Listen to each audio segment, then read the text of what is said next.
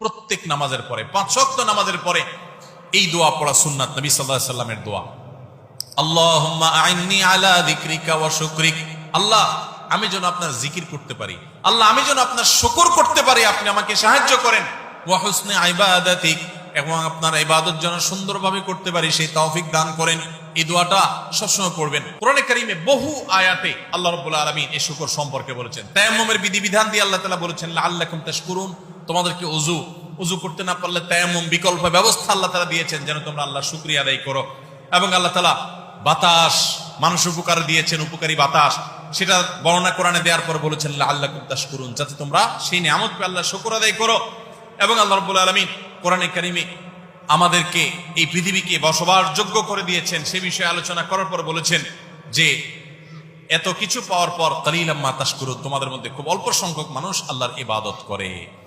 নবী করিম সাল্লাল্লাহু আলাইহি সাল্লাম আল্লাহর কাছে দোয়া শিক্ষা দিয়েছেন আমাদেরকে, আল্লাহুম্মা আইন্নি আলা যিকরিকা ওয়া শুকরিকা ওয়া হুসনি ইবাদাতিক। প্রত্যেক নামাজের পরে, 5 ওয়াক্ত নামাজের পরে এই দোয়া পড়া সুন্নাত নবী সাল্লাল্লাহু আলাইহি সাল্লামের দোয়া। আল্লাহুম্মা আইন্নি আলা যিকরিকা ওয়া শুকরিক। আল্লাহ, আমি যেন আপনার জিকির করতে পারি, আল্লাহ আমি যেন আপনার শুকর করতে পারি, আপনি আমাকে সাহায্য করেন। ওয়া হুসনি ইবাদাতিক, এবং আপনার ইবাদত যেন সুন্দরভাবে করতে পারি সেই তৌফিক দান করেন। এই দোয়াটা সবসময় পড়বেন। আল্লাহুম্মা আইন্নি আলা যিকরিকা ওয়া শুকরিকা ওয়া হুসনি ইবাদাতিক। আমার সাথে বলেন, আল্লাহুম্মা আইন্নি আলা যিকরিকা ওয়া শুকরিকা ওয়া হুসনি ইবাদাতিক। এর অর্থ হলো, আল্লাহ ও আল্লাহ, আপনি আমাকে আপনার যেন জিকির করতে পারি, আপনার যেন শুকর করতে পারি, আপনার জন্য ভালোভাবে ইবাদত করতে পারি, সুন্দরভাবে যেন ইবাদত করতে পারি, আল্লাহ সে তৌফিক দান করেন। তাহলে এই শুকরিয়া আদায় করার তৌফিক আল্লাহর কাছ থেকে নবী সাল্লাল্লাহু আলাইহি সাল্লাম চেয়ে নিতেন। আল্লাহ আমাদের সবাইকে শুকরগুজার মানুষ হওয়ার তৌফিক দান।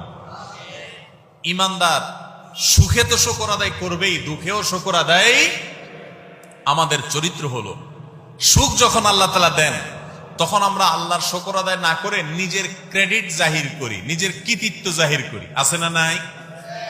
একটা লোক অনেক কষ্ট করে কিছু টাকা পয়সা কামাই করছে, কিছু ঘরবাড়ি হয়েছে, কিছু জমি জমা হয়েছে, ব্যবসা বাণিজ্য হয়েছে, বিদেশ গেছেন, অনেকদিন বিদেশ করার পর অনেক কিছু করতে পারছেন। যদি জিজ্ঞাসা করে কেউ, ভাই এত কিছু যে করছেন কেমনে, কিভাবে এত কিছু করলেন, তো অনেক লোক নিজের গল্প শোনানো শুরু করে। ভাই জানেন না, মাথার গাম পায়ে ফেলে আজ এই পর্যন্ত আসছি, এমনি এমনি আসি নাই ভাই, বলে কি বলে না? তার মানে আমি যা করছি, যা দেখছেন, এই সবগুলো